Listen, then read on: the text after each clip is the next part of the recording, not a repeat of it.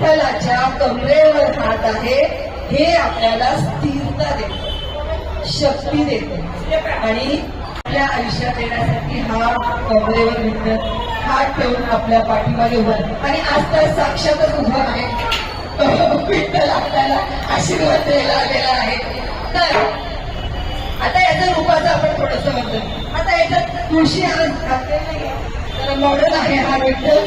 तर तुळशी काय सांगतो आपण, तुळशीचं माळ म्हणजे आरोग्याचं प्रतीक आहे.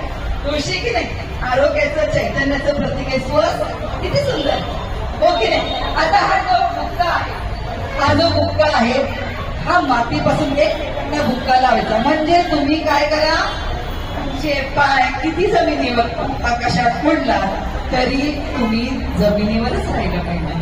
म्हणून वारकरी नेहमी बुक्का लावतात. मातीशी जोडणं हे जे आहे